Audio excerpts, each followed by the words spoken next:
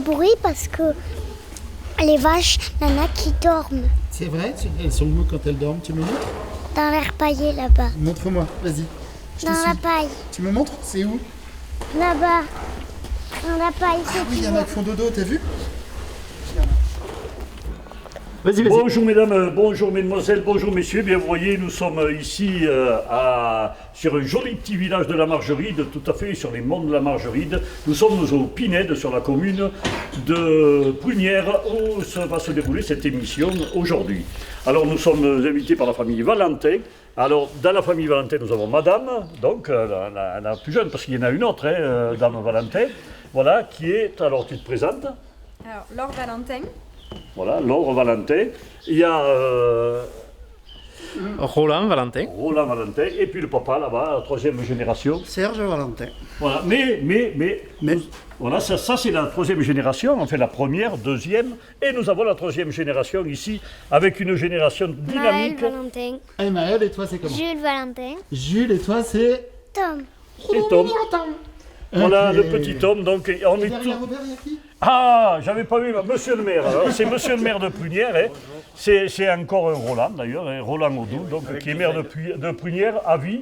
Hein, on a dit, c'est bien ça, hein, tu as été maire en 62, mais on le verra tout à l'heure, on en parlera tout à l'heure. Bien, eh bien, on va parler surtout agriculture ici dans la commune de Prunières. Et pour parler agriculture, il fallait aller sur une ferme qui est assez innovante, parce qu'il faut le dire. Ici, quand même, quand tu es arrivé, le papa était déjà installé, hein, c'est ça, hein? Ah oui. C'était en quelle année? Alors moi je me suis installé en 2005 en GAEC avec mes parents donc, qui étaient au préalable en EARL, tous les deux. Et avant c'était mon grand-père qui était en GAEC avec mon père. Donc, Alors, je crois qu'il faisait des brebis, non? ouais, alors il y avait historiquement toujours eu des brebis, des BMC. Et toujours un petit atelier de vaches laitières, donc avec une vingtaine de vaches laitières et à peu près 300 brebis. Et donc quand je me suis installé, on a un peu inversé la tendance avec la construction du bâtiment pour les vaches laitières en 2006. Et donc aujourd'hui plus que 150 brebis et une soixantaine de vaches laitières. Est-ce que tu as des responsabilités au niveau de la chambre, au niveau de... Non. Non. J'en avais eu au niveau des JA quand je me suis installé. Maintenant, on est juste Cuma Daumont, administrateur, un peu plus détaché. Voilà, d'accord. Alors pourtant, il n'y a pas longtemps, tu as organisé une journée. Alors cette journée, elle était pour quoi faire alors? Alors, cette journée, elle était organisée par la Chambre d'agriculture en collaboration avec la coopérative donc, laitière Sodial.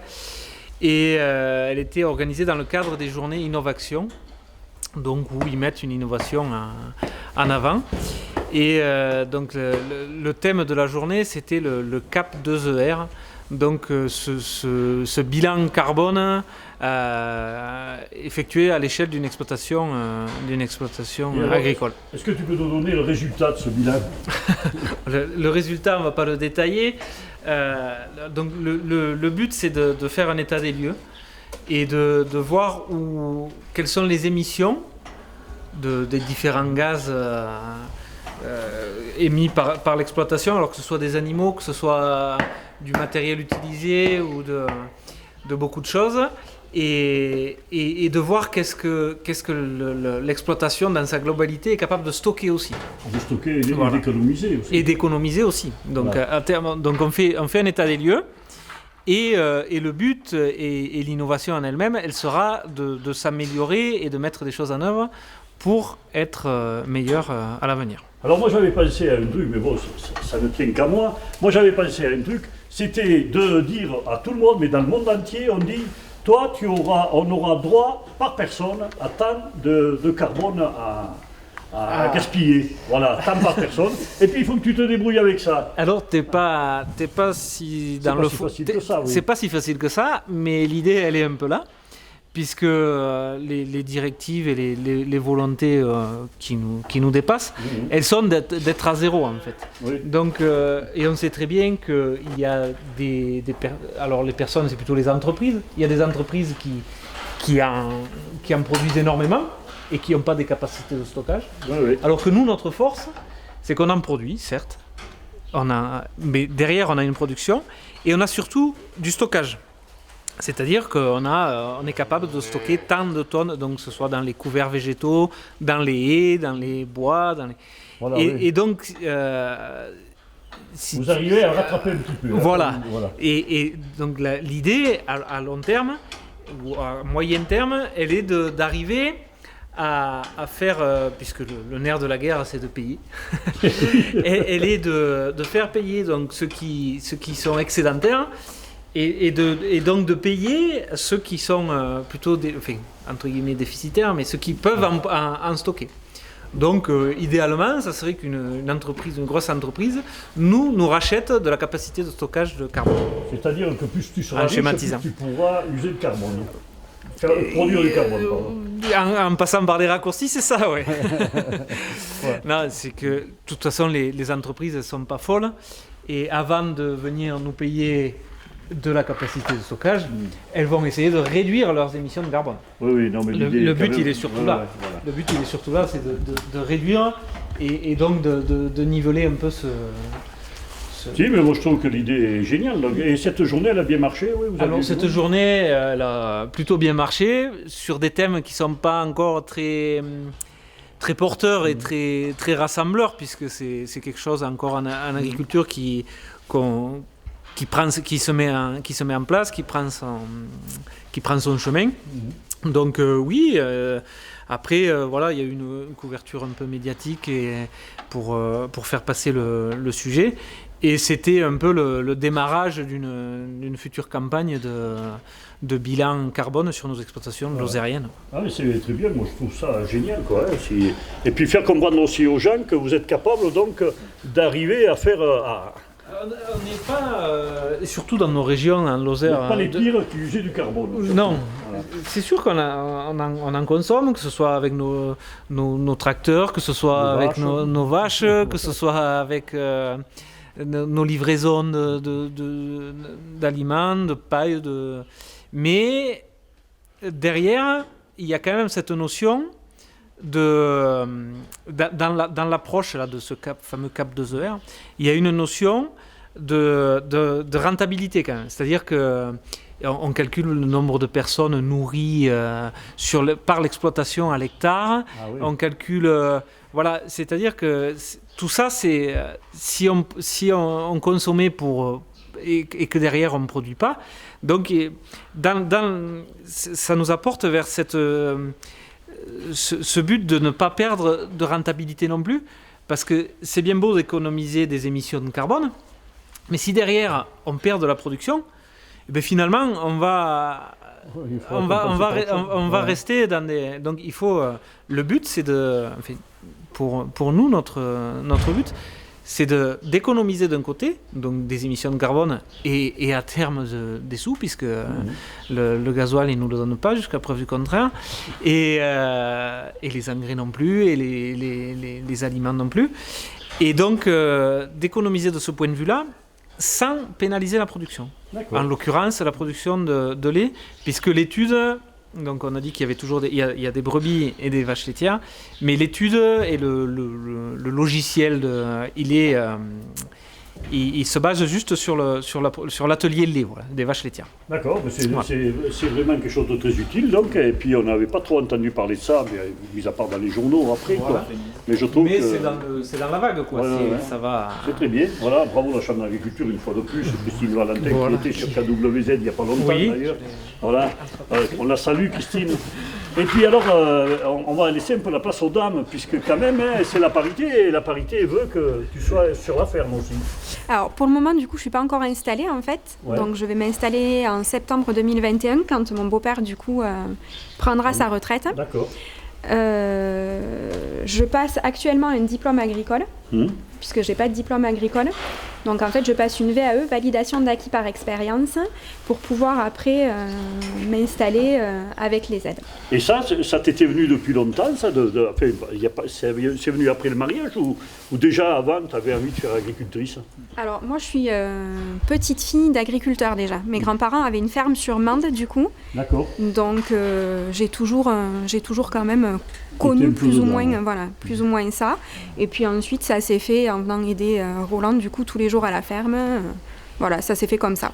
Et ce genre d'exploitation qu'il y a avec brebis, vaches, ça te plaît ça? Oui, oui, oui. Ouais. Ouais. Et tu veux apporter d'autres idées à la ferme quand Je pense que pour le moment, on va rester donc avec le troupeau de 180 brebis et le troupeau de 65 vaches laitières. On a déjà nos 3 enfants aussi, donc je pense qu'on va, voilà. Oui, c'est vrai que là on est vraiment à la... Il y a les petits veaux, il y a les enfants, il y a tout, on est vraiment bien là. Hein. On a choisi le bon coin pour faire des images. Et ouais, on a... lui il tape du pied, il fait tout, lui, hein, il fait le tambour. Là il est en train de s'occuper un peu de donner un peu, il est polyvalent. Voilà, oui, il joue du tambour. Il est super. Et dis donc. On va essayer de garder le concept et de progresser encore plus techniquement. D'accord, voilà. Et alors après, vous avez espoir quand même de passer à la prochaine génération. Si qui le va veulent, faire oui. agriculteur là des 3? Moi, Toi, ça te plaît? En ce moment, ils font des hautes études à l'école de Prunières. Eh oui, mais on y viendra tout à l'heure, donc, puisqu'on ira voir un petit peu l'école tout à l'heure, nous. On y passera voir. Si tu veux venir, tu viendras avec Et nous. ils se plaisent bien, apparemment. Et voilà, oui. Et voilà, alors monsieur le maire, on en parlera tout à l'heure, Oui, puisqu'on y sera tout à tout fait. à l'heure dans l'école. Voilà. On va juste passer la parole un peu au grand-père, enfin à la génération ancienne. Hein. Ouais, alors la retraite s'approche alors. Eh ouais, ça va. Ouais. Dans un an, il y en aura de fait. Ça a été toute la vie ici. Oui, tout le temps. Tout le temps. Et tu as été à l'école où tu étais à l'école à Saint-Chély? Saint-Chély et Marvejols, Et Marvejols. anciennement Bouldoir. Ah ouais. Et donc de là, après, tu as fait Et agriculteur. bien après, je me suis installé. On a trouvé des terres, je me suis installé, puis voilà. Ouais. Et la roue a tourné. Les terres, déjà, c'était donc de tes parents, quoi. Oui, la base. La base. On a loué d'autres, et Roland aussi on a loué d'autres quand il est venu. puis Ouais. voilà. Bah oui, parce que quand même, vous avez une exploitation qui est assez... Il est à noter qu'il a fait 31 ans de conseiller municipal avec moi. Ah oui. Et, et maintenant, j'ai encore le... C'est le fils, finalement, tu l'as Qui a- supporté, la voilà. famille Valentin. Tout à fait, voilà. Ah mais les Valentins au Pinel, ouais, pardi, il y a longtemps qu'on se connaît, on a eu fait même des animations ici, tu te rappelles. Hein, c'est pas la première chose qui se passe ici, hein, il se passe toujours quelque chose ici avec les Valentins, ici au Pinel. Ils ont toujours été proches de l'agriculture et surtout... Même si on est tout Et seul, dedans, ouais, mais en plein il y a dedans, toujours, on essaye toujours d'avoir une petite animation annuelle, Et et toujours une et puis visite. toujours un pied sur l'avenir. Oui, voilà. Voilà. Mais c'est le. Voilà. C'est marrant parce que quand j'ai vu que la maison que vous avez construite, je dis, mais ça m'étonne pas d'eux d'avoir une maison qui est un peu projetée vers le moderne, quoi, voilà. Ouais. Et on va essayer de maintenir, parce qu'on n'en a pas parlé, mais c'est vrai que sur la commune de Prunières, les exploitations, ça devient. Oui, combien il y en a d'exploitations? Eh bien, quand j'ai pris la mairie, moi, il y avait 24 exploitations. Et aujourd'hui, il y en a 5 ou 6 maximum. Quoi. Ouais, voilà. Et tout le reste est exploité par les agriculteurs extérieurs. Quoi. Ah oui, d'accord. Voilà. Ouais. C'est de la location. Voilà. Ouais, ça arrange pas trop la mairie, ça. Hein. Non, mais c'est un peu partout pareil. Il faut pas. Il faut bien dire, je l'ai déjà dit dans notre émission, mais ce qu'il faut dire, c'est que notre paysage, s'il est là, c'est quand même grâce aux agriculteurs. Parce que moi qui aime bien faire des photos, ben, ma foi, on se régale quand même quand on passe autour, quand on voit ces paysages qui sont là. Hein. Oui. Parce que c'est pas les grandes plaines où il y a des bois encore. Vous conservez quand même le champ, même tout en pouvant vivre. Si on nous reproche quelquefois de trop défricher, de trop. Les quelques fois où tu as survolé un peu la commune de Prunières, encore des forêts, il y en a, c'est des paysages variés, puis entretenus. Bon. Moi j'aime bien Alors, me promener ici sur les chemins, et je me régale. les brebis sur la commune de Prunières, il en reste plus que 2 troupeaux. 3 troupeaux, pardon. 2 sur Apcher et 4, pardon. 4, je m'excuse. Donc un à Fermus, 2 à Apcher et 1 ici. Donc c'est vrai que ça participe activement à ce maintien d'ouverture des paysages. Ça, et puis ça fait du joli jardinage. Ouais, ça rase. Ça rase bien. Ça ouais, rase. non, mais c'est joli. Ça... Hein, Alors les vaches laitières, par contre, tant qu'on est dans c'est la seule exploitation en vache laitière. En vache laitière. En vache allaitante, donc il y a tout à Fermus, notre exploitation. Oui. Et après, en siège, c'est tout. C'est tout, ouais. Et Bébulon, non, c'est pas sur ta... Et non, d'accord. C'est à côté. C'est la Saint-Pierre-le-Vieux. Le village de Prunières même n'a plus un siège d'exploitation. Ah oui, d'accord. Ah, ouais. Alors qu'à l'époque, sur Prunières, même il y en avait. Moi, j'ai connu, je vous dis, 24 sur la commune. Sur la commune. En 89, Ouais. voilà. Ouais, donc la commune a bien besoin de ces jeunes qui arrivent et puis de ces petits là qui sont en train de se préparer. Là, je vois qu'il y en a un qui surveille bien les veaux là-bas. C'est bien, continue, et fais ton travail. Hein. Et tu leur donnes un peu à manger Ils font quand même. vivre le village en allant sur l'école du village. Et puis en plus, grâce à vous, oui, il y a quand même 3 enfants à l'école. Oui. Et voilà. Comme on verra ça tout à l'heure pour les Ouais. on va pouvoir en parler. S'ils veulent venir, hein, cet après-midi, on enregistre à 2h, donc à 14h avec la maîtresse et tout. Si ça vous intéresse de revenir à l'école aujourd'hui, on vous prendra. Hein. Les jours de vacances. Ouais, on va pas les embêter Ouais. quand même. Hein. De nouveau à l'école. Et les vacances à la ferme, comment ça se passe? Bien. Ouais, tu fais quoi? Ben, le soir, on fait téter les veaux. Des fois, je vais avec mon papy aux bergeries. Ah ouais. Et qu'est-ce que tu préfères, les vaches ou les brebis? Les deux. Les deux.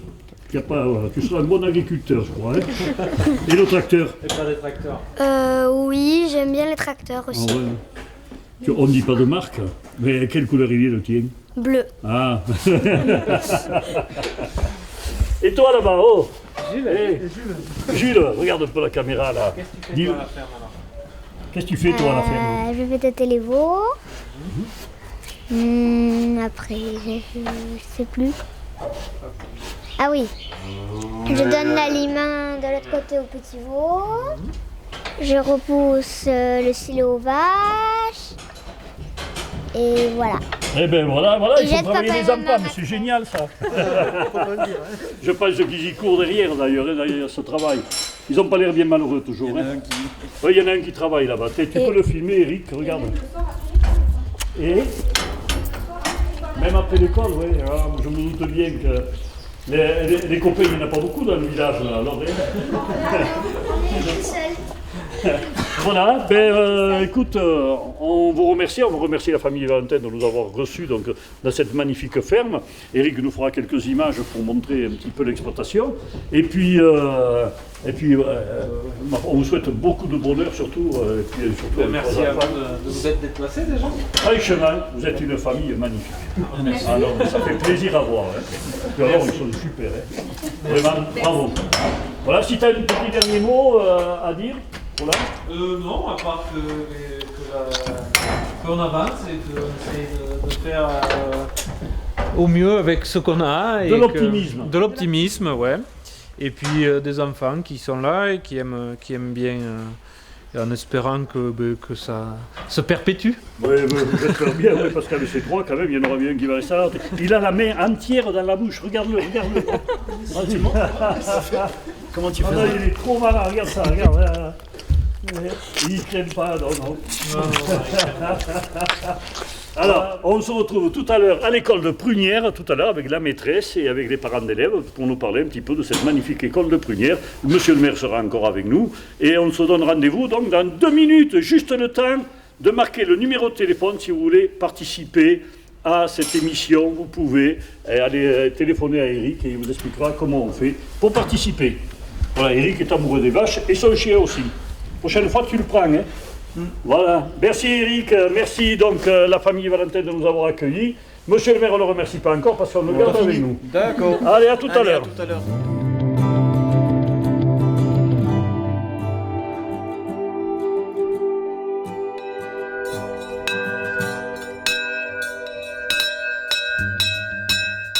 Eh bien voilà, on a quitté cette adorable famille Valentin pour se retrouver ici au cœur du village de Prunière, dans l'école. Moi j'ai toujours dit, et je le dis à madame la directrice, comme je le dis à madame la présidente et aux parents d'élèves, quand on n'entend plus les cris d'enfants dans une cour d'école, le village est mort. Oui, monsieur le maire. Alors, tu as bien fait de te battre un jour ou l'autre pour garder cette école qui est extraordinaire. Voilà. Bravo. Et je me suis battu avec quand même les parents d'élèves Et les gens du village. et tout le monde qui a contribué à faire en sorte qu'on puisse avoir une école moderne. Écoute, dans c'était il y a un petit combien de village. temps? Ben, c'était en 2000 2000. et en 2001, l'école a été construite. Voilà. Alors quand on est présidente des parents d'élèves dans un village comme ça de Prunière, d'abord il y a combien d'élèves dans l'école? Il y en a 16 cette année. 16 élèves, Ouais. voilà. Et tous les parents participent, vous faites Oui. des animations? Oui, tous les parents participent bien. C'est très... Voilà, tout le monde met la main à la pâte et on arrive à faire de belles petites choses. Qu'est-ce que vous faites avec pour les élèves? Pour les élèves, en fait, la principale chose, c'est une fête des lanternes qu'on fait juste avant les vacances de Noël, là, dans le mois de décembre, où on fait une petite tombola, où il y a des lots, et après on fait un lâcher de lanternes, donc dehors, là, quand la nuit tombe, et on fait un petit marché de Noël que la maîtresse prépare avec les élèves. Et voilà, donc ça réunit les enfants, les parents, les papis-mamies, et voilà. Et après, on fait d'autres... Voilà, c'est très convivial. Et du coup, ça permet après de récolter de l'argent pour pouvoir que les maîtresses puissent faire des projets pour les enfants. Et après, vous organisez d'autres choses, non, pour à l'école, tout ça, non? Que ça? Principalement ça. Après, on fait un marché aux fleurs aussi, au printemps, avec des fleurs et les plants du jardin qu'on achète et qu'après on revend aux gens du village qui participent beaucoup aussi pour l'école. Voilà, d'ailleurs, monsieur le maire me disait tout à l'heure que vous aviez une partie, le petit jardin, là, peut-être qu'il faut s'adresser à madame la directrice, non? Oui, voilà. oui. Ah ben, oui, on a un petit jardin juste derrière, là, que justement, on s'en sert pour tout ce qui est récupérer les plantations, là, et puis planter avec les enfants, pour semer, pour... voilà. Ça leur apprend en même temps le développement des plantes. Donc et vous êtes la seule institutrice? Et non, on est deux. Voilà. Depuis l'an dernier, on a réouvert une classe. Donc du coup, il y a 2 institutrices. Il y a moi qui ai les maternelles et ma collègue du coup qui a les CE1 jusqu'au CM2. Moi, je vais jusqu'au CP. Je prends les maternelles plus les CP, mais on n'en a pas cette année. C'est pour ça que je dis que maternelle. Et à côté, donc, il y a une collègue qui a du CE1 au CM2. Alors, vous êtes arrivé là à Prunière comment? Une mutation. J'arrivais des îles et je suis arrivée à Prunière il y a 13 ans, et puis je suis partie. Il fallait déjà choisir la Lozère. Ouais, parce que je suis originaire de Montpellier à l'origine, donc je ne connaissais pas la Lozère. Encore moins l'année où je suis arrivée, où il y a fait 20 cm un mètre de neige, là. C'était en 2008, je crois. Voilà. 2008, ouais. Donc c'est l'année où je suis arrivée en Lozère. Alors donc, vous avez, à maternelle, vous avez combien d'enfants? J'en ai 7. 7, ça promet quand même. J'en ai 7, voilà. J'ai 2 petites sections, 3 moyens et 2 grands. On n'est pas prêt de fermer l'école alors là? On n'est pas prêt de fermer l'école. Après, on n'a pas beaucoup d'enfants, donc pour 2 classes, on n'est pas beaucoup. Donc c'est vrai que. Ça fait 9 dans l'autre 9 chez la collègue, voilà. Donc 16 enfants, c'est peu. Ce serait bien qu'on en ait plus, quoi. Ouais, c'est peu, d'accord. C'est peu, voilà. On peut espérer quand même que voilà. Ça va aller dans le bon sens, du fait qu'il y a déjà au moins 6 terrains qui sont vendus. Et il y a des jeunes qui vont arriver. Certains n'ont pas d'enfants, mais certains en ont. Et donc, en espérant qu'ils vont pouvoir les mettre là. Et ça sera un game de plus pour la petite école de Prunière. Donc, ça vous fait un peu d'espoir, tout ça alors? Mais complètement. Au contraire, justement, quand à chaque fois qu'il y a un lot qui est vendu, on est ravis parce qu'on se dit, on va remplumer l'école et pouvoir, du coup, continuer nos projets, continuer... C'est quand même extraordinaire. Une école à 4 km de Saint-Chély, à 5 km du Malzieu, là, avec des écoles dans les 2 endroits, des grandes écoles, et qui est encore autant. C'est assez rare en Lozère, ça, même. C'est rare, mais je pense qu'il y a justement la proximité, qu'on soit juste à côté, les parents... il y a un service aussi, il y a une garderie le matin, un service de cantine, une garderie un peu le soir, donc c'est la commodité, la proximité avec la... Et de 7h30 à 17h30, c'est ça? Oui, 7h. Donc les parents, ils sont tranquilles, quoi. C'est rassurant aussi. On peut faire parler une parente d'élèves, là, alors. Vous avez des enfants, quel âge ils ont? Alors moi, j'ai une fille qui est en CM2, donc qui va bientôt partir de l'école et qui est bien triste de quitter cette école. Et j'en ai une encore plus grande qui est déjà au collège. Ah oui. Et je ne regrette pas du tout d'avoir mis mes enfants dans une petite école. Ça a énormément compté pour elles, pour leur scolarité. Quelles que soient les maîtresses qui sont venues, elles se sont toutes investies parce que de toute façon, il n'y a pas le choix. Vous êtes enseignante aussi, non? Oui, aussi. Oui, donc et en plus, voilà, donc je peux constater qu'effectivement, les petites écoles, c'est vraiment l'idéal pour les enfants. Alors que vous auriez pu très bien prendre vos enfants avec vous et... Ah voilà, et les amener aussi à Saint-Chély. Oui, on n'est pas très loin en fait de Saint-Chély. Il y a des parents qui ont fait ce choix. Mais je trouve que c'est dommage qu'ils perdent ce choix-là parce que c'est au niveau pédagogique, il y a rien de mieux. C'est une entraide entre eux. Ils ont C'est une fratrie en fait. Hein, Il y a aussi autre chose. Aujourd'hui, on voit des cartes qui arrivent de partout avec des enfants. Oui. L'hiver, chez nous, c'est plus ou moins sécurisé quand même. Hein, on a beau dire. Voilà. C'est quand même dangereux. Là, au moins, les parents habitent à côté, ils amènent les enfants là. C'est une sécurité, c'est vrai, qu'eux ne prennent pas de transport en commun. Ils rentrent à pied à la maison aussi. Le service d'accueil de garderie est quand même aussi de qualité, c'est-à-dire que des enfants qui sont fatigués, ben c'est pas grave, on les garde quand même. On n'est pas comme dans une grande école où malheureusement le nombre compte. Et puis même toutes les sorties qu'ils font chaque année en fait, grâce à l'association aussi, hein, et grâce à la motivation, à la mairie, c'est vrai qu'à chaque fois ils ont des sorties. Bon, c'est peut-être pas des grosses sorties, mais c'est chaque année, quoi. C'est ça qui est intéressant pour eux. La mairie vous aide pour les sorties? Oui, tout à fait, oui. Quelle est la participation? Notamment pour aller à la piscine et pour les transports, une partie, quoi. Ah ben c'est sympa. Et une partie quand même est prise par la communauté de communes quand même. Alors quand on est directrice d'une école comme ça, c'est quand même un travail peut-être moins dur c'est moins pénible, mais ça doit être intéressant. Moi j'adore. J'ai toujours travaillé que dans des petites écoles et je me régale. Vous avez été, pour rester à Lozère, à Saint-Amand aussi? À Lachamp. À Lachamp, pardon. À Lachamp, oui. Et oui, du coup, j'ai été à Lachamp pendant 10 ans. Et c'est vrai que j'avais que des petites écoles. Voilà, donc on était 2, pareil. C'est une petite école de 2 classes avec 20 élèves à peu près. Hein. Et c'est très intéressant. On voit l'entraide entre collègues. On se prête nos classes. Enfin, moi, je sais que j'allais régulièrement dans la classe de mon collègue. Avec Anne, l'an dernier, on se prêtait nos élèves. Je les prenais un peu l'après-midi, les grands, et comme ça, elles prenaient un peu les maternelles font la sieste. Donc voilà. C'est intéressant parce que ça nous permet de voir un peu de tous les niveaux. Et les élèves, est-ce qu'ils étudient mieux, vous pensez, là, que dans une grande école? Moi, j'aurais tendance à vous dire que oui. Parce qu'il y a l'entraide entre enfants.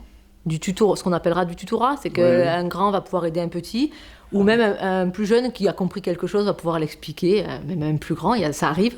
Et puis le fait d'avoir peu d'enfants, ça permet d'avoir un travail personnalisé. Voilà, et les récréations, ça se passe bien? Ils se régalent. Et puis bon, il faut dire qu'on a une école qui est un extérieur qui est fabuleux, avec un grand terrain de foot, une structure avec des petits jeux pour les maternelles. Donc les maternelles, tout le monde joue avec tout le monde. On a beaucoup de vélos. Le Papa Noël nous a amené des draisiennes l'an dernier, des petits vélos. Donc les enfants se régalent avec des casques. Donc on est en sécurité, les enfants. Voilà, sécurité. On pourrait parler de sécurité dans une école comme ça. Beaucoup. Ah oui, mais il y en a énormément. Tout est adapté. C'est vrai que quand ils ont construit cette école, qui est donc toute récente, pour un petit village, elle est vraiment... Et elle est très bien sécurisée pour les enfants et ils se régalent. Ouais, le même raconter un petit peu, donc l'école, c'est lui qui en avait fait le plan en plus. C'est moi qui ai fait les plans, et j'avais fait avec un logiciel en 3D, j'avais fait voir aux parents d'élèves, il m'a dit on va faire ça. Alors que l'architecte en question, qui était M. Astruc à l'époque, voulait faire des structures toutes tordues dans tous les sens, et moi j'ai préféré centraliser pour la récré au milieu et puis de chaque côté que les 2 classes se rejoignent avec la cantine à l'arrière. Ce qui est bien, c'est le plan-pied aussi, hein. Tout est au même niveau. Tout à fait, c'est adapté même pour... on n'en a pas à l'heure actuelle d'enfants avec des handicaps moteurs, mais il y a des toilettes handicapées, tout est adapté aussi pour si on devait recevoir des enfants avec des handicaps, il n'y a aucun souci. Alors moi, ce qui m'a étonné quand je suis rentré à cette école, c'est qu'elle a 19 ans, je crois que tu m'as dit, hein. Et 19 ans, on dirait qu'elle est neuve, qu'elle a été faite il y a quelques années. Ils s'en occupent, on s'en occupe, on vient de la repeindre.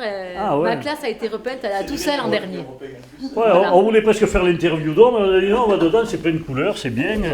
Ça rappelle notre enfance, là, quand on collait les gommettes, quand on... Ouais, c'est toujours... On le fait toujours. Ah, vous faites toujours ça? Les gommettes, la peinture, bien sûr. Alors les élèves, ils partent à quel âge d'ici? On peut les prendre en toute petite section à partir de 2 ans. Sinon, c'est l'école à partir de 3 ans est obligatoire à partir de 3 ans. Donc dans ma classe, il reste jusqu'à 7 ans puisqu'il reste le CP est inclus dans ma classe. Et après, ils vont chez ma collègue, donc du CE1 jusqu'au CM2. Comme c'est, voilà, et après ils Voilà. sont obligés de partir. Et après, malheureusement pour eux, ils sont obligés de partir. Oui, je Après, vois que ça leur permet ils le regrettent. Ah mais ils reviennent, hein. Ils Ils reviennent. Ah ouais. viennent chercher les frères. Ils viennent chercher les grands, les petits frères, etc. Non, mais c'est sûr que ça leur manque, hein, même C'est une chaud. fois que. Ouais. Puis bon, ils sont pas perdus non plus. Hein. En sixième, moi je vois ma fille aînée, c'est pas du tout. Elle n'est pas perdue non plus par le nombre. Au contraire, ils savent travailler en autonomie. Hein. Ça, c'est aussi super important aussi pour la suite. Hein. Donc, Oui, voilà, oui. Et puis voilà, ils sont toujours contents de revoir leur maîtresse, de raconter ce qu'ils ont fait. Voilà, Ah ouais. donc non, c'est toujours, ils sont toujours là, pas loin. Voilà, et présidente, donc c'est pas trop dur, non? Il n'y a pas trop. Non, parce que c'est moi la présidente, mais en fait voilà, tous les parents d'élèves s'investissent quoi. Il n'y en a pas un qui reste de côté, et du coup voilà, il faut un an. Donc moi je me suis une présidente, trésorière, mais après voilà, tout le monde s'occupe et Je vois que on c'est un arrive. groupe, enfin, autant avec madame Oui. la directrice, après je connais pas l'autre personne qui est institutrice, mais je vois que vous êtes tous Oui. ensemble, quoi. Les Ah oui, parents. mais après, on fait plein de choses ensemble, quoi, puisque elle nous parle de ses projets, du coup nous on cherche les financements avec la mairie qui nous aide. Ouais. Et du coup voilà, après, même la fête des lanternes, il y a un spectacle aussi que les maîtresses elles préparent. On fait plein de choses ensemble, quoi. C'est vrai que... On essaye de se Il coordonner. faut dire que dans la structure, il y a 2 ASEM aussi, Oui. qui sont payés par la municipalité. Ah oui, Donc il y en a une à plein temps et une à temps partiel. d'accord. Donc elles Ça complète. elles vont chercher la cantine. Ah oui. On a un véhicule neuf qui va arriver d'ici un mois. Et, Électrique? non, écologique quand même, puisqu'il est à essence. Mais bon. Bah écoutez, Et en plus, vous pouvez peut-être parler des repas de... Oui, de la qui- cantine, oui. Voilà. Là aussi, ça a été un grand débat. Il y a beaucoup de gens qui parlaient effectivement des repas, comment ça se passait, etc. Et puis là, maintenant, c'est bien parce que c'est en accord avec le collège, je crois, c'est ça? Donc c'est une vraie cuisine. C'est pas du tout des voilà ah, des. d'accord, c'est cuisine Voilà. régionale. Et puis, voilà, comme l'assistante maternelle est là c'est vraiment les enfants mangent quoi. C'est pas, on n'a pas de souci à se J'imagine faire. comme à la maison, peut-être Ouais. mieux. Ouais. D'ailleurs, je peux m'apercevoir qu'il y a autant d'enfants que d'élèves à l'école qui mangent à la cantine. Ah ben, À une certaine époque, il n'était que 4 ou 5, et là, des fois, ils sont 15, 16. bon, c'est- ouais. Même les maîtresses. Même les Ouais, maîtresses. ça nous Ouais. arrive du coup de prendre. On a les menus un peu à l'avance et j'avoue qu'il y a certains repas qui sont vraiment très bons. Mais c'est La qu'elles sont gourmandes. C'est ça, tout à fait. Et c'est vrai qu'il y a ouais, le collège nous fait des repas qui sont vraiment excellents avec du local. Ouais. On a des producteurs locaux qui nous donnent, que ce soit Ah ouais. partout. Et donc tout est affiché, on a de la traçabilité. C'est vrai que. Vous redonnez le goût aux élèves aussi pour Oui. manger. Oui, on essaie plus. On fait de la cuisine en plus, nous, avec les enfants à côté. Ah ouais. donc, Ah, c'est oui, génial, oui. ça. On fait les gâteaux d'anniversaire en ce moment. Ils se régalent à venir avec leurs ingrédients, leurs recettes, et on fait leurs gâteaux pour leur anniversaire. Ah d'accord, ouais. Parce que la cuisine est équipée avec four, la vaisselle pour la cantine à la cantine, donc c'est une toute petite cantine. avec C'est une grande extraordinaire pour un petit village comme ça. Moi, je suis ébahi quand je suis rentré à cette. J'ai fait le tour tout à l'heure là. C'était. En C'est fait, Une incroyable. petite on maison. pourrait croire que dans les communes, ça coûte plus cher finalement d'avoir une école. Oui. Mais je ne suis pas certaine qu'au final, entre le prix des transports des enfants et finalement les charges qu'on peut avoir sur une structure, je ne suis pas certaine que ça soit Et le résultat qu'il y a. Oui, aussi, voilà. parce que- C'est ça. Ouais. Proportionnellement au nombre d'enfants, je pense que ça vaut le coup quand même hein, de Moi, j'ai garder son jamais, école. j'ai jamais douté de ça. Quand j'ai vu qu'ils fermaient toutes les écoles, j'ai dit c'est pas possible. Eh oui. Transporter des gens, mais d'abord c'est un danger permanent. Les enfants, les transporter, c'est un danger permanent. Et puis il y a quand même des enfants qui font beaucoup de routes quand même. Hein. Ah bah oui. Sur la Lozère, c'est quand même. Les villages sont éloignés des fois. Bon, nous non, mais il y a quand même d'autres villages qui C'est sont de la loin. fatigue en plus. Voilà, c'est ça. Hein, c'est aussi une contrainte hein, pour les enfants. Est-ce que vous pourriez dire éventuellement que faire un peu de publicité avec et pour dire aux personnes qui veulent venir visiter l'école puissent. On allait y venir, monsieur le maire. On allait y venir. Je crois que, de toute façon, en réalisant cette petite émission, ça va donner envie à des gens de venir. Parce que de la manière que vous parlez de votre école, moi j'aurai des enfants, aujourd'hui je les mets là. Hein. je viens habiter Prunières, tu me vendras un terrain. Voilà, je pourrai plein d'avis. Après, non, je ferai des animations. Prunières ou à côté d'ailleurs, hein. Il faut dire qu'il n'y a pas que Prunières sur Il n'y a pas que, oui. On a les enfants de Apché, des Pinèdes, là, les petits Valentins que vous avez vus juste avant oui, sont oui, également à l'école. Donc il y a les petits villages aux alentours qu'on Oui, récupère. mais il n'y a pas beaucoup d'autres sports, quoi, je veux dire. Non, non, non. Mais il y a, du coup, à l'époque, je sais qu'il y avait un ramassage scolaire qui se faisait pour les enfants qui venaient d'Apché, déjà il y en avait des enfants à Apché, puis il y avait d'autres Fermus, voilà donc c'est vrai que les autres activités que vous leur proposez donc pendant les heures d'école, à l'extérieur, à l'intérieur, autre que la classe, parce qu'il faut qu'ils fassent un peu de sport. Oui, tout à fait. Donc bon, on a du coup une grande cour, donc ça nous permet de faire quand même des activités sportives. Là, on arrive à récupérer en plus du matériel. On a du matériel sur l'école et puis l'inspection nous prête aussi du matériel sportif. Donc ça nous permet de faire pas mal de sports différents. Et après, on a beaucoup de projets. Ma collègue est historienne de formation, donc elle visite beaucoup sur le village et notre projet principal, notre projet d'école porte sur l'histoire, donc on essaye d'étudier les périodes. Donc l'an dernier elle a travaillé beaucoup sur l'Antiquité, donc elle doit aller à Javol avec les enfants. Et là cette année on est plus sur le Moyen-Âge.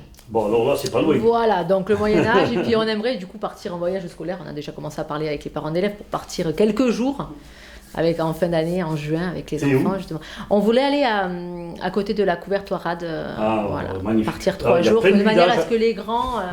Voilà, il y a des centres... Et quand vous êtes là-bas, vous les amenez dans les venelles du Corse. Ah ouais, il y a des endroits extraordinaires. Ah non, mais vous avez bien choisi le bel endroit. Ah, il faut que les parents d'élèves se donnent à fond, là. Pour l'histoire, mais pour la beauté des paysages. J'ai une bonne nouvelle que dernièrement j'ai pu avoir. C'est que le Malzeville, donc avec la communauté de communes, ils ont fait une halle au sport. Donc la commune de Prunières, on peut y aller quand elle veut. Et on va vous donner un contact qui va vous permettre d'y aller dès que vous pourrez, puisque c'est à 4 km et c'est tellement commode. Voilà. Mais c'est merveilleux. Ouais, c'est super. On aura encore plus de matériel sportif et de structures. C'est vrai que bon. Et ça tombe bien parce qu'il va me faire la transition. On va le retrouver, le maire du Malzieu, mais pas pour parler de ça, parce qu'on en a parlé l'autre jour, mais on va le retrouver à Apché pour aller nous parler justement du médiéval. Et de ce village d'Apché, qui était le fief de la baronnie d'Apché. Avec M. Atrasit. Avec Joël Atrasit, qui lui nous parlera un peu agriculture. Et notamment, il va faire la transmission, je ne dis plus, parce qu'on va les retrouver là-haut, et puis lui, il a grande gueule, donc il va en dire plus que moi. Eh bien voilà, nous sommes dans le fief de la baronnie d'Apché, au pied de la Margeride. Nous avons les monts de la Margeride juste en face de nous. J'espère qu'Éric tout à l'heure nous fera une très belle vue de notre belle montagne. Je vais rejoindre monsieur Jean-Noël Brugeron, non pas en tant que maire du Malzieu aujourd'hui, mais je vais le rejoindre en tant que président d'une association qui a permis de mettre à jour l'ancien château de la baronnie d'Apché, ici sur le fief, à Apché même. Donc on va découvrir ce site médiéval extraordinaire qui est un plus pour le Malzieu mais qui est un plus aussi pour la Margeride. Et je dis bonjour à monsieur Jean-Noël Brugeron. Alors, ça va ? Ça va, très bien. Alors aujourd'hui vous nous recevez à un autre endroit. Vous n'êtes pas maire ici, puisque le maire on l'a à côté. Mais par contre vous avez été conseiller départemental, donc vous étiez sur ce site. Et puis vous êtes surtout le président de l'association. Comment elle s'appelle cette association ? Voilà. Alors c'est l'association des Amis du Château d'Apché, que nous avons créé en 1990 et puis qui a commencé à fonctionner dans les années 98-99. Nous avons ensuite commencé les fouilles en l'an 2000 et ces fouilles se sont poursuivies pendant à peu près 13-14 années jusqu'en 2013-2014. Alors qui c'est qui les faisait ces fouilles ? Alors ces fouilles, elles étaient organisées par l'association des Amis du Château d'Apché, en présence d'une archéologue qui s'appelle Isabelle Rémy, qui nous venait de l'INRAP de Montpellier.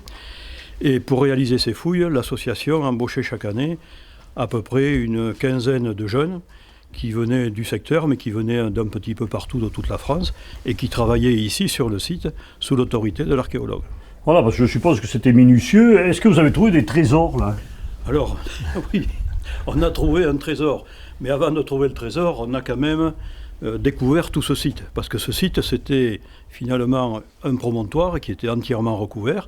Et quand on voit ici la tour, ce promontoire arriver carrément au pied de la tour, nous avons commencé ici à fouiller dans ce secteur-là et petit à petit nous sommes descendus et nous nous sommes retirés vers la chapelle castrale et nous avons découvert l'ensemble de ce site, de ces logis.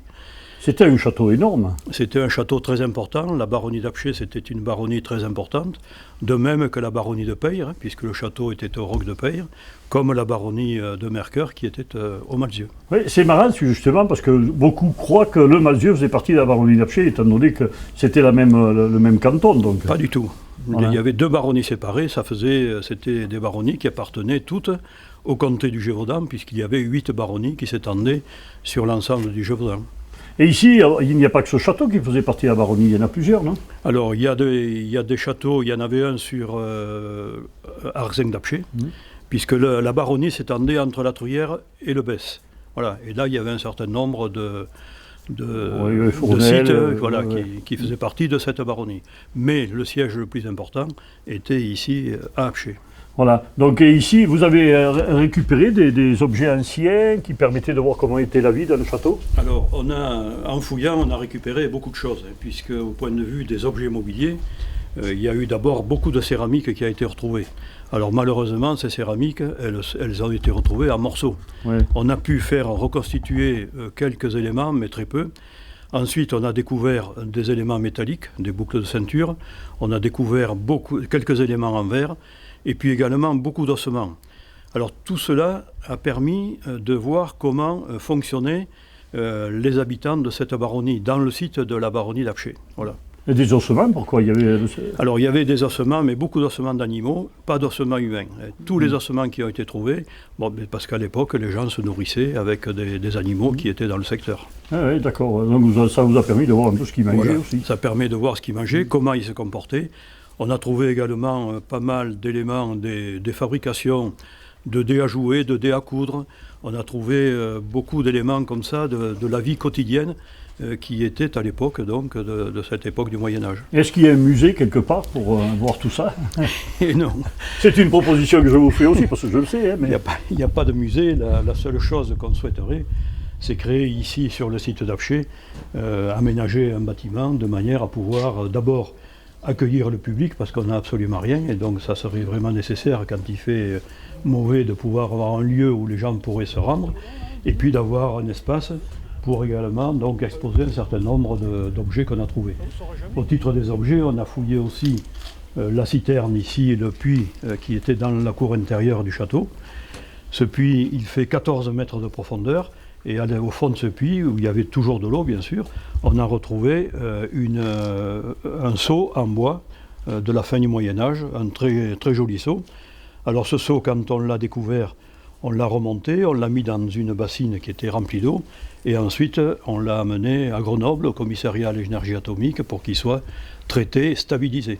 Et ce seau pourrait faire partie, bien sûr, des éléments qui seraient exposés ici sur le site d'Apcher. Donc il y a énormément de projets d'avenir là sur Apcher toujours. Il y a des projets d'avenir. Alors ces projets, il faut dire aussi qu'il y a eu deux choses. Il y a eu d'abord tout ce qui est fouille qui a été fait par l'association des Amis du Château d'Apcher pendant toutes ces années.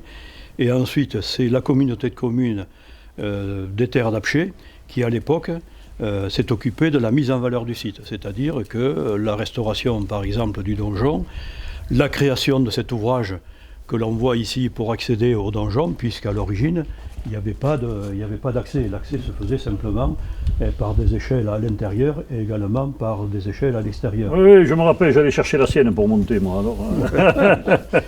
Et donc là, la communauté de communes, à l'époque, on a lancé une consultation au niveau national pour trouver un maître d'œuvre, un architecte, qui puisse nous proposer un ouvrage pour accéder donc au donjon. Et l'idée du trébuchet alors? Alors l'idée du trébuchet, c'est on a retenu une équipe d'architectes, un architecte qui était de Montpellier et qui nous a proposé de réaliser cet ouvrage. Cet ouvrage, il a été réalisé en acier, et on appelle ça de l'acier Corten.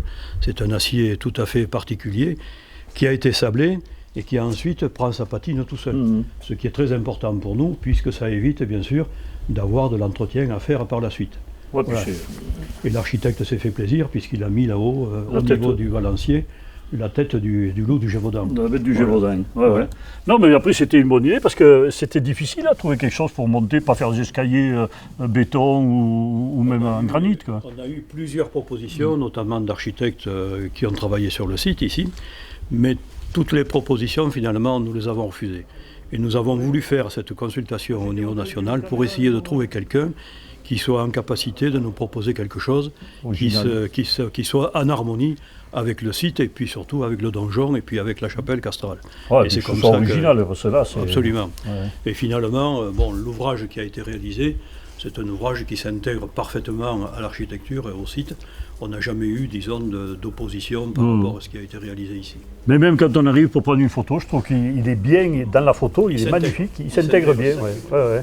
Si, ça met du volume, c'est très très bien. Alors, là, de ce côté-là, on ne peut rien dire. Alors, tu parlais des objets immobiliers, bien sûr, tu as parlé du trésor. On a trouvé ici un trésor. Alors, ce trésor, il n'a pas été trouvé directement sur le site du château, il a été trouvé à proximité immédiate. C'est un trésor qui est constitué d'environ 9000 pièces de monnaie des 12e, 13e siècles. Alors ces pièces de monnaie, bien sûr, quand on a découvert ce trésor, c'est un jeune fouilleur qui l'a découvert. Ça a été quand même un peu l'effervescence sur le site, puisque les gens se sont dit, ça y est, on a trouvé vraiment une fortune, etc. Alors pour essayer d'amenuiser un peu les choses, on a envoyé quelques pièces de ce trésor à Paris, au cabinet des médailles. Et le cabinet des médailles a fait une expertise, il nous a rendu un rapport, et ce rapport fait apparaître que ce trésor n'a pas de valeur monétaire, mais par contre, il a une valeur historique, puisque c'est un des trésors les plus importants en volume de pièces qui a été trouvé sur le Languedoc-Roussillon. Et pour l'avoir trouvé à proximité, qui aurait pu le cacher là à l'époque? Alors ça fait partie de l'histoire d'une énigme. Pourquoi ce trésor, avec des pièces de cette importance en nombre, et pourquoi il a été mis dans un petit terrain, dans la terre et recouvert avec une dalle en pierre? Alors on peut penser peut-être que c'est quelqu'un qui a voulu amasser un certain nombre de pièces pour ensuite peut-être régler une contribution. Ça peut être aussi le fait que ce trésor étant très important, il a pu également provenir d'un retrait de monnaie à une époque et quelqu'un a ramassé un certain nombre de pièces comme ça pour essayer de les mettre de côté. C'est l'énigme. C'est l'énigme. C'est comme la bête du Gévaudan, on ne le saura jamais. Exactement, il faut toujours qu'il y ait des énigmes. Non, mais c'est très bien. Alors ici, il y a le site, mais il y a aussi la vue sur la Margeride qui est magnifique quand même. Hein. La vue est absolument fantastique, surtout quand on est là-haut sur la terrasse sommitale, puisque quand même l'objectif aussi dans tout ce projet était de pouvoir permettre au public d'accéder au site lui-même, de découvrir l'ensemble des vestiges, et puis bien sûr surtout d'accéder sur la terrasse. Eh bien, nous sommes arrivés en haut, après 7-8 étages, je ne sais pas combien il y a, mais alors là, je ne peux vous présenter ce qu'il y a de plus beau en Lozère, vous l'avez devant vous. Voilà, toute la cime de la Margeride. Alors il faut savoir que la Margeride, c'est une montagne qui fait à peu près 5 km de long, 33 km de large, et vous avez devant vous l'arête dorsale, avec le point le plus haut que l'on voit là-bas au loin, donc tout à fait, avec le relais qu'on voit tout à fait au loin, c'est le pic le plus haut de la Margeride. On doit être à peu près à 1500 mètres là-haut. Voilà, la Margeride, c'est ça. Quand je vous dis que toutes les montagnes du pays, la plus belle, c'est la Margeride. Vous le voyez là, vous avez la preuve devant vous. Hein? C'est pas vrai, monsieur Brugeron? C'est tout à fait un très beau point de vue ici, puisque nous sommes à un peu plus de 1000 mètres d'altitude, au sommet de cette tour, et on domine toute la Margeride de part en part. On voit même certains villages et on distingue même la vallée de la Truyère, qui est derrière les forêts de pins. Alors ce matin, on aurait bien vu parce qu'il y avait le brouillard. Il y avait une brume. Ouais, il y avait la brume, c'était magnifique. Alors moi, ce que je peux conseiller, c'est les personnes qui viennent chez nous en Lozère. Vous allez au Malzieu, vous demandez à visiter les 2 tours, parce qu'il y en a une aussi au Malzieu. Hein. Il y a 2 tours. Il y a 2 tours au Malzieu. On peut visiter les 3 tours, je crois. Celle-ci.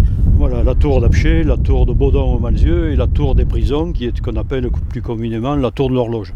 Et ce sont les 3 tours qui sont sur le secteur. Si on allait un peu plus loin, toujours dans la Margeride, on aurait aussi la tour des Anglais à Saugues. On a la tour aussi des Ducs. Enfin, il y a un certain nombre de tours qui existent dans tout le secteur ici de cette Margeride.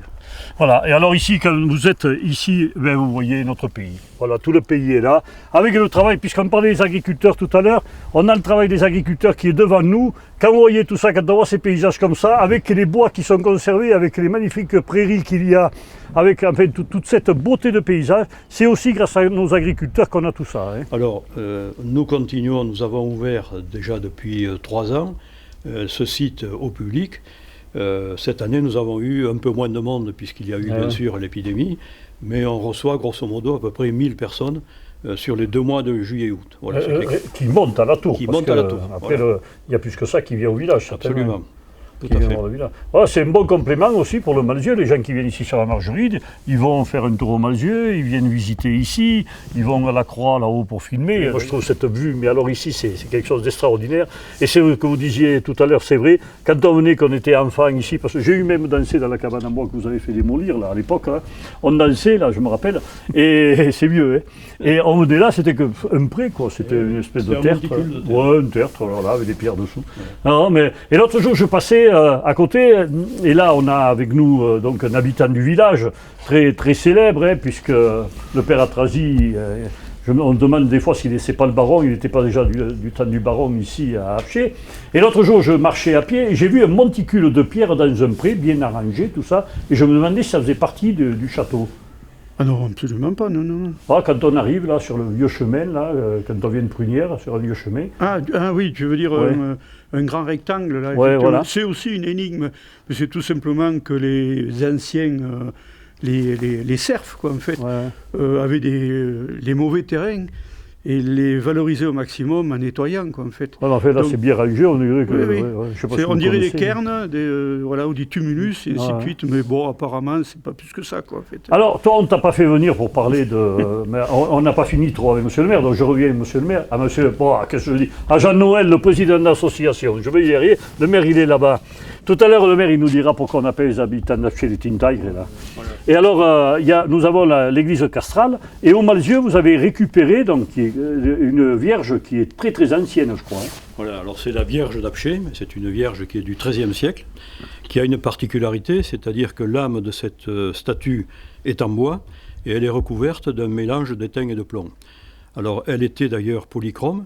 Alors nous avons bien sûr passé une convention ici avec la mairie de Prunière, puisque l'idée a été de l'exposer dans un lieu sûr, dans l'église du Malzieu, où nous avons fait faire une vitrine sécurisée, de manière de la mettre en sécurité. C'est une œuvre absolument très importante, extrêmement rare, puisqu'on en connaît très peu de ce type de vierge. Il y en a une à Barcelone, il y a celle de Thuir, et puis il y en a également une autre dans la Loire. Et ce sont les 3 seules que l'on connaisse à travers l'Europe. Enfin, la commune de Prunière a des richesses comme ça. Donc l'église, où on sera dans quelques instants tout à l'heure, l'église, il y a Apcher qui fait partie de la commune. Cette vierge, tu peux nous dire un mot sur tout ça si tu veux. Oh, mais Joël, peut-être il peut le dire à ma place, puisqu'il est... Je ne sais pas, mais enfin, encore on va laisser... par le village. Eric, on va laisser encore la parole à Jean-Noël, et puis on verra après avec... Non, mais... Voilà. 6 monuments historiques. Monuments et mobilier. Le mobilier, c'est la Vierge d'Apcher. Ouais. Le deuxième, c'est le retable qui est à l'intérieur de l'église de Prunière. D'accord. Voilà. Et les monuments, c'est la tour qui est classée, la chapelle aussi, le château depuis 2013, voilà, et l'église de Prunière du XIIe siècle. Voilà. Donc c'est une commune très riche en patrimoine, presque autant que le Malzieu. Mais c'est la Margeride tout ça. La Margeride, on est bien sur notre Margeride. On n'a que de belles choses sur cette Margeride. Bravo. Enfin, bravo aux hommes qui la font vivre comme vous. Comme vous, mais Joël aussi. Pareil, le maire de Prunière, c'est la même chose. C'est un gars qui il est pour sa commune à fond. Il a vécu que pour ça toute sa vie. Moi, je trouve que vous faites du sacré boulot quand même. Mais bravo. Hein. Mais on essaye parce que c'est quand même un atout pour l'activité touristique du secteur. Puisque ça concerne aussi bien Saint-Chély, le Malzieu, Saint-Alban, etc. C'est toute la Margeride ouest qui est concernée par ce site, comme le site du Malzieu, parce qu'en réalité, sur la Margeride ouest, on n'a pas de quantité de sites non plus. Donc c'est un site qu'on a voulu mettre justement en valeur et pour avoir une attractivité sur le plan touristique. Je pense qu'on on est arrivé quand même à un certain résultat Alors, quand on voit la fréquentation qui est sur le site.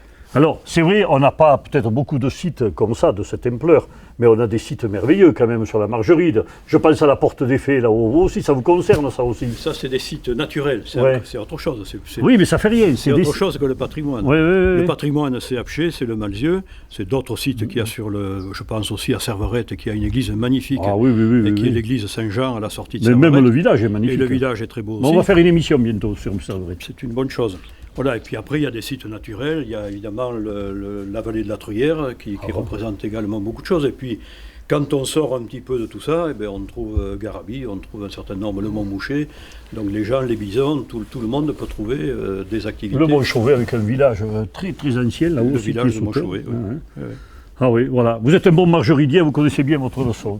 Moi, je vais m'adresser un peu à Joël, mais pas en tant qu'historien, mais en tant qu'apiculteur. Voilà. Un très jeune apiculteur donc, qui prend sa retraite. Cette année. Ça y est, madame et monsieur le baron d'Apcher prennent leur retraite. Moi, ça fait 4 ans et mon épouse depuis le mois de mai. Et on fait le relais avec notre fils qui reprend en 2021. Donc ça ne va pas s'arrêter? Non, voilà. Ça me gêne un peu parce que du coup, ça ne sera pas une vraie retraite. Déjà, je viens de passer 4 années à aider mon épouse. Et là, c'est reparti. Tu vas aider ton fils aussi. Voilà. Bon, c'est bien, il est bien sympa. Je pense que tu auras quand même une bonne reprise là. Oui. Et donc, le miel ici, ça pose pas trop de problèmes, non? Il n'y a pas... Pas plus qu'ailleurs, mais en tout cas, on n'a pas les problèmes d'insecticides, de pesticides qu'il y a dans les régions de plaine, et ainsi de suite.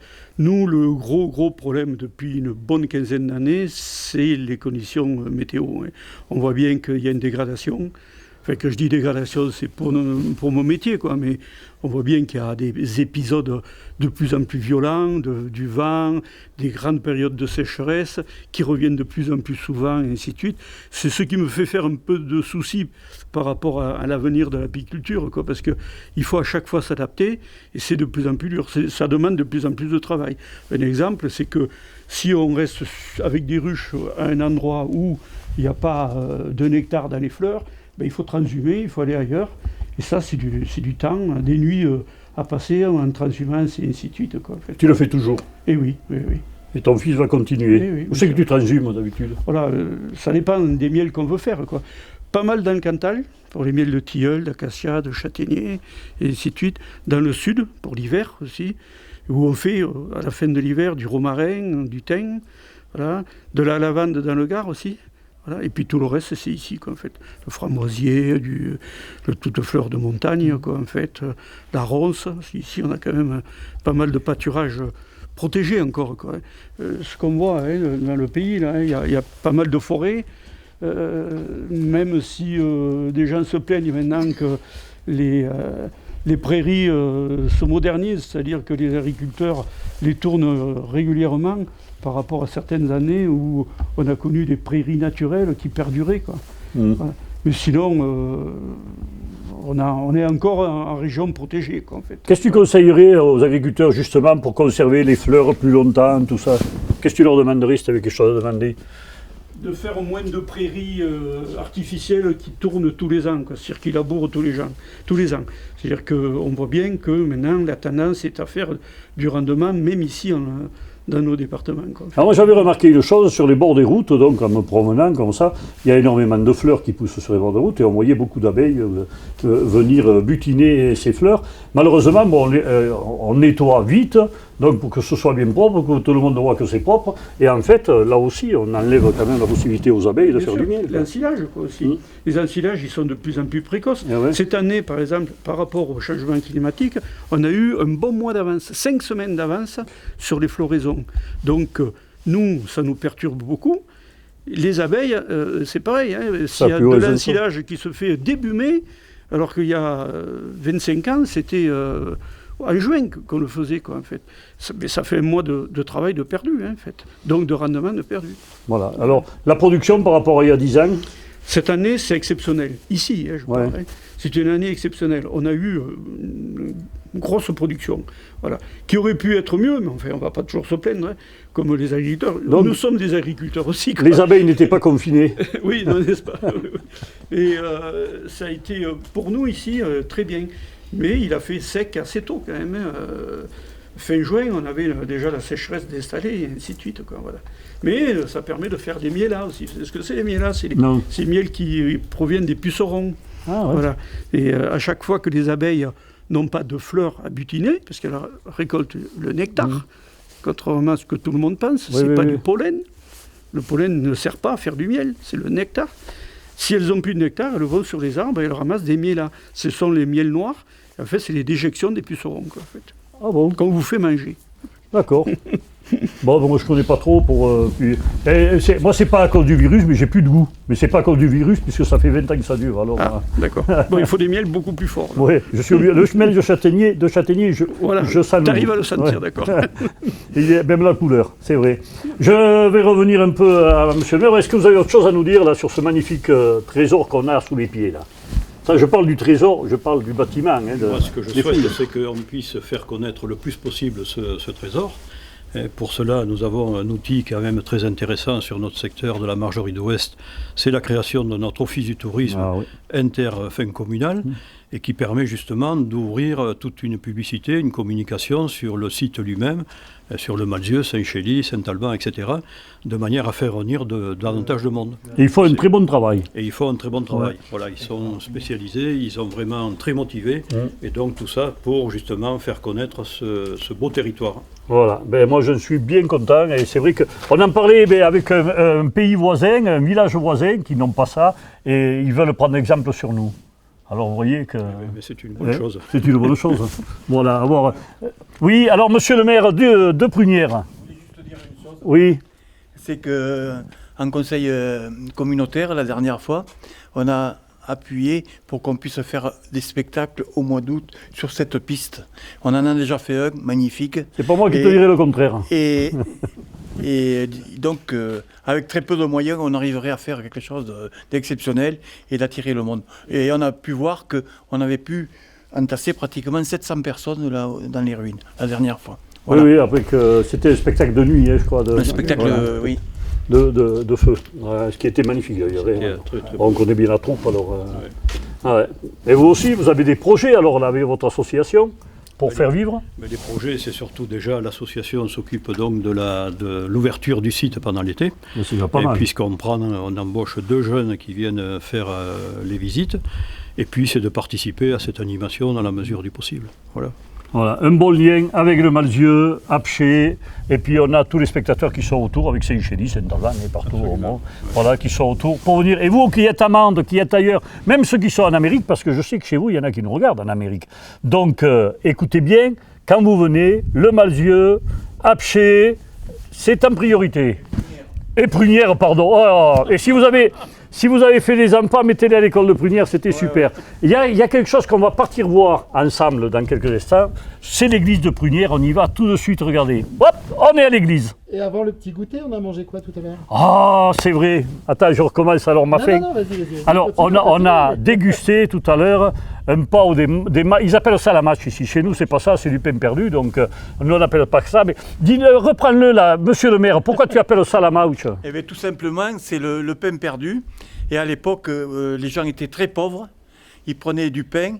Et puis, comme l'église, elle a été faite, et le prieuré a été créé par l'évêque d'Agen, ils ont amené à cette époque-là des pieds de prunier.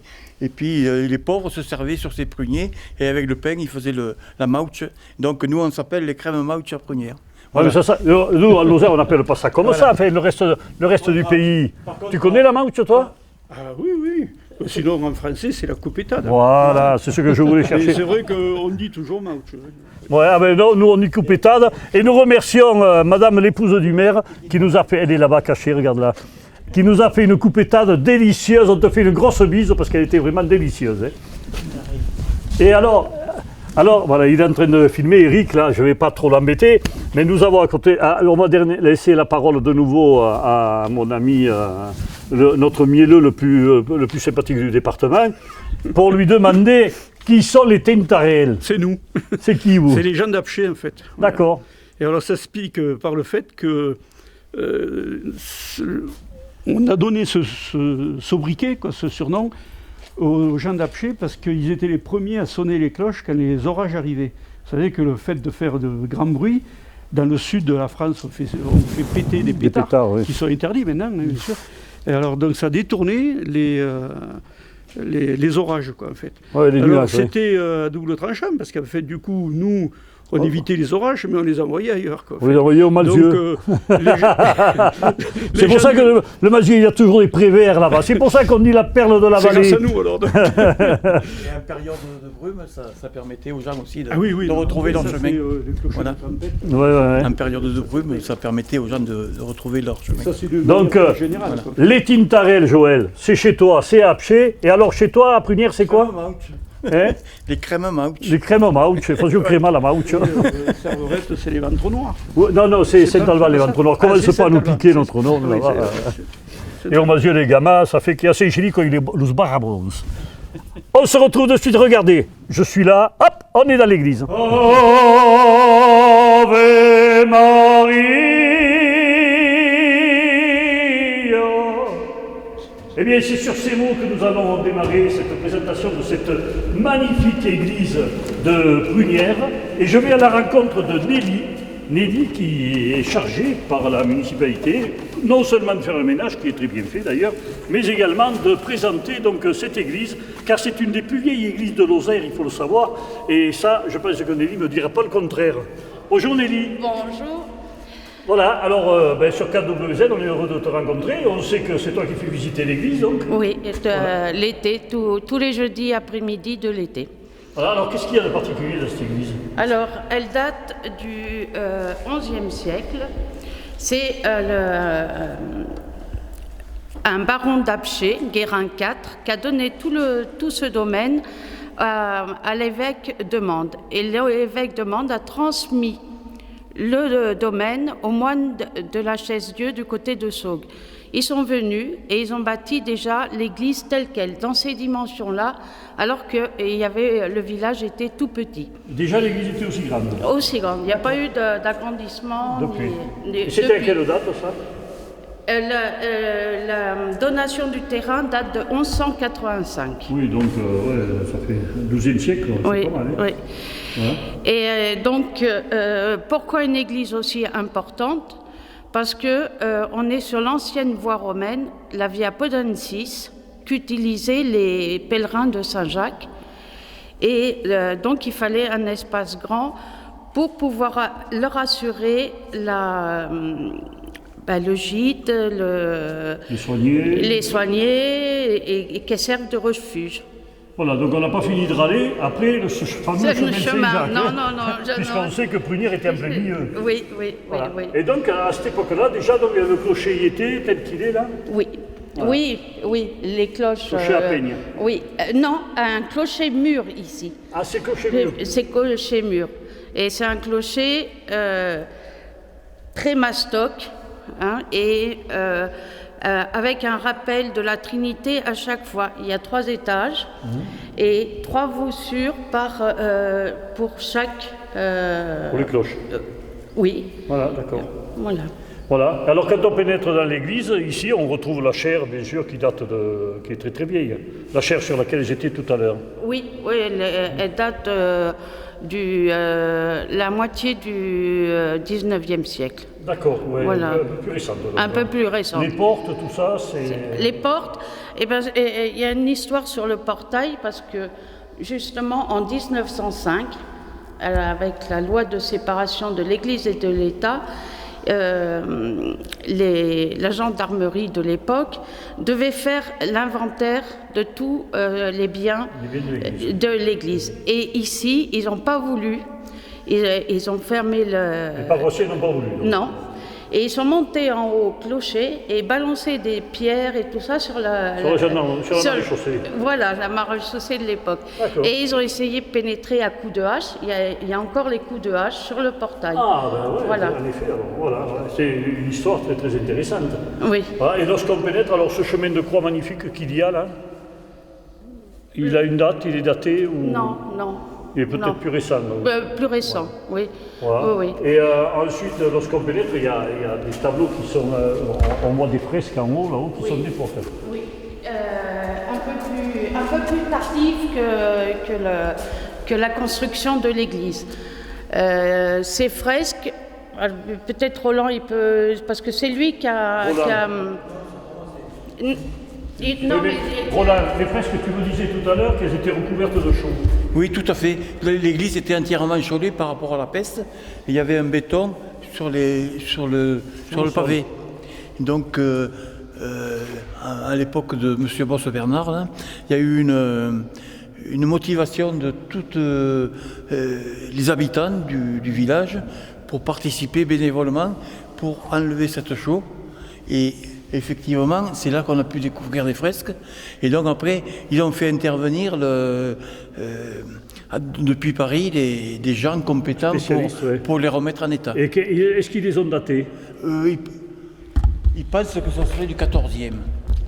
Ah. Maintenant, sous réserve de... Et donc, ils ont gratté jusqu'à... Et c'est là qu'on a pu découvrir les armoiries de la commune. Oui, qu'on a sur le devant. Qu'on ne connaissait pas. Oui, d'accord. Alors, apparemment, l'aigle, la couronne, correspond à Apcher. D'accord. Et l'aigle, ça serait Prunière. Ah oui. Le prieuré. Et ça serait au moment de l'association des deux villages. Ah d'accord. Donc il y a une moitié qui représente Apcher et une moitié Prunière. Ah, et ce rétable là qui est magnifique, là, est-ce qu'on en sait quelque chose? Oui. Ce rétable il date du XVIIe. Il est classé au petit monument historique. Monument. D'accord. Hein, et donc il représente. Il y a le pendant. Ouais. Donc il représente au niveau eucharistique le raisin. D'accord. Et pourquoi le raisin au moment pour le de vin. l'Eucharistie. Oui, d'accord. Oui. Oh, j'ai oublié tout ça, moi. Et le pain, le blé, qui est voilà, de l'autre côté. Et alors, au-dessus, il y a une pietà qui est très ancienne. Ah oui. Très, très ancienne, qui n'est pas du tout... Là, c'est vraiment baroque, hein, comme retable. Mais la pietà, comme le Christ qui est sur la croix là, de procession, ils sont de la même époque et ils sont du 14e. Ah oui, donc un peu plus récent que l'église. Oui. D'accord. Et les tableaux, donc, qui représentent des scènes... Des saints. Alors là, vous avez Saint Jean l'évangéliste. Vous avez là Saint-Capré, parce que c'est l'église Saint-Capré, qui était évêque des îles de Lérins, le deuxième évêque, et on l'invoquait pour tout ce qui était maladie un peu, on va dire aujourd'hui, psychique, et nerveuse et tout ça. Bon, on aurait bien besoin de lui. Ben oui, et c'est pour ça que, comme l'église servait de refuge, et dans la sacristie, il y a un puits. Et au Moyen-Âge, ils venaient en procession invoquer Saint-Capré et puiser au puits. Ah, d'accord. Voilà. D'accord. Ben, c'est une magnifique église. Qu'est-ce qu'on pourrait dire d'autre sur cette église? Est-ce qu'il y a eu des événements à Prunière? On pense que, justement, en enlevant la chaux, on a enlevé des pierres, des cailloux, là, et il s'avérerait que ça soit l'entrée du prieuré qui devait y avoir derrière. D'accord, voilà. Il n'y a aucune trace du prieuré. On n'a pas. Moi, j'ai fait des recherches là-bas. Il n'y a pas de plan. Et ces pierres, on voit des trous là. Il a dû y avoir peut-être à une époque des échafaudages, peut-être, c'est possible. À l'extérieur, il y a beaucoup de trous d'ailleurs, comme ça, mais c'était pour mettre des échafaudages. Ah ouais. Voilà. Et il y a un peu de la pierre du Rouget là. Oui, voilà. On retrouve de l'arthrose, de Saint-Alban, voilà. Oui. Oui, en fait, c'est bien de l'arthrose et de granit. Oui. Non, mais elle est très belle église, alors classée au monument historique et tout. Oui. Elle est inscrite depuis le 24 juillet 1920. Voilà. Ah, ouais. Elle est inscrite. C'est la seule, pratiquement en Lozère, qui est inscrite au bâtiment de France. Enfin, oui, voilà. Donc ta commune possède des choses incroyables. Nous, ça nous fait plaisir de la visiter. Et justement, puisque tu es là, on va finir donc cette émission, parce qu'il faudra bien la terminer. Mais on ne peut pas finir sans parler de ton village. Alors, moi, avant de commencer à parler de ton village, je voudrais te demander pourquoi il y a un monument avec une aile d'avion. Eh bien, tout simplement, c'est que le 18 juin 1940, il y a eu un scratch de Blenheim 4 qui venait d'Angleterre. Ils étaient plusieurs, d'ailleurs ils étaient une escouade de 4 qui sont tous tombés à cause du brouillard. Ah d'accord. Ils n'ont pas été... En théorie, ils devaient livrer des armes à Malte.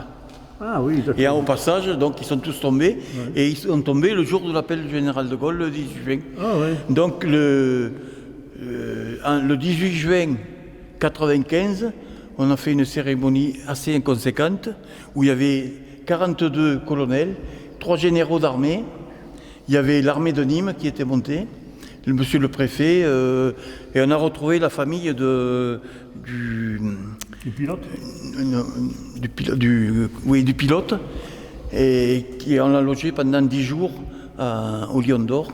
Wow. Et le jour de la cérémonie, on a reçu, il y avait les gens de l'église réformée, l'église anglicane, l'évêque, l'abbé du Rite, tout ça. Ils ont fait une messe ensemble. Donc avec toutes les grandes autorités qui étaient là. Et il y avait l'OL, le responsable des attaques en Irak, de la RAF, qui était là. Et on a décoré une personnalité de la RAF de l'époque, et une mamie qui était ancienne combattante dans le maquis du Rouge. Voilà. D'accord, alors moi je connaissais cette histoire parce que ma mère qui habitait le Malzieu, les filles étaient montées du Malzieu à pied pour venir voir donc cet avion ils avaient entendu parler de ça là-bas au Malzieu, et ils étaient montés voir l'avion tomber ici à Prunières. Alors toute ma jeunesse j'ai entendu parler de ça. Alors c'est une maîtresse d'école du Malzieu qui parlait anglais, et parce qu'il y a eu 3 victimes, donc 2 victimes sur le coup. Et la dernière victime, elle pouvait encore causer. Elle a pu causer avec cette personne. Ah d'accord, voilà. C'est très intéressant. Voilà. Alors maintenant, on va en venir à ta commune. Alors ta commune, il y a combien d'habitants? On n'en a pas parlé encore. On est autour de 250, quoi. On a eu un petit fléchissement, mais il s'avère que dernièrement, on vient de vendre, de réserver plein de lotissements et des gens extérieurs qui vont construire. Donc à mon avis, ça va dynamiser un petit peu plus le... Voilà, et ce que tu nous disais pour l'école tout à l'heure, donc ça va permettre à l'école de survivre encore. En espérant que ça va la permettre de survivre. Ben, nous, on te le souhaite, parce que l'école est magnifique, encore une fois, et on le redit de nouveau. Voilà.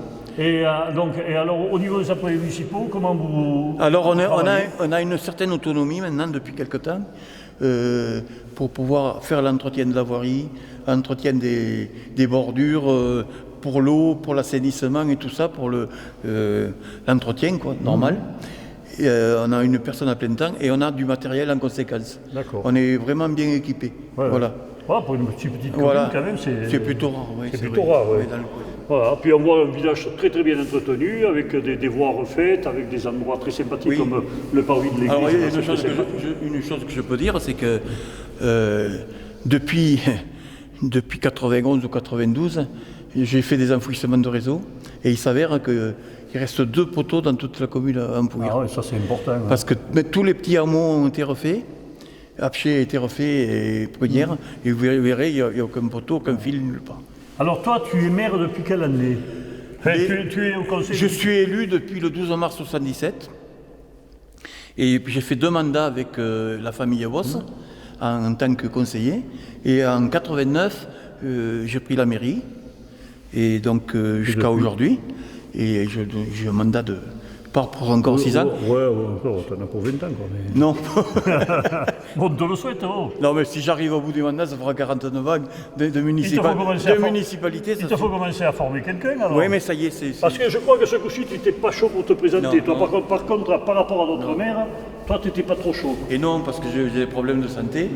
Et donc, j'avais bien prévenu tout le monde que... Et ce qui m'a fait peur, c'est que personne ne voulait vraiment reprendre la suite. Et j'avais peur d'être rattaché sur Saint-Chély, et en ayant une certaine autonomie de gestion, j'avais peur que Saint-Chély en profite et que nous, on soit délaissés par rapport à cette chose-là. Voilà. Tu as encore fait ça pour ton village. Alors, tu as toujours travaillé pour ce village où tu es né? Oui, un petit peu, oui. Ah ouais, un petit peu, mais beaucoup moins longtemps que je te connais. Et c'est vrai que tu t'es drôlement investi dans ça. D'ailleurs, on ne peut que te féliciter. Oui, oh, écoutez. Parce qu'un maire, comme je le disais tout à l'heure, un maire qui s'investit dans son village, un maire qui est du pays, qui est né au pays, qui s'investit dans son village, c'est une richesse pour la Margeride, c'est une richesse pour oui, tout le mais monde. enfin, on n'est pas toujours éternel, donc il faut bien prévoir. Non, mais prépare, tu as le temps, t'as encore 20 ans devant voilà. toi. Bon. Voilà. Hein, le temps d'écrire un livre. Voilà, parce que je veux peut-être me lancer par... Ah, tu fais comme moi, mais moi j'ai attaqué de l'écrire, je ne sais pas si je vais finir. Voilà, j'ai presque envie. Voilà, est-ce que tu as autre chose à dire sur ta belle commune que tu... Eh bien non, je souhaite que les gens y viennent construire de plus en plus pour pouvoir dynamiser un petit peu la commune. Et mettre les enfants à l'école. Et les enfants à l'école surtout. Et voilà, et donc que la vie... Que la vie continue.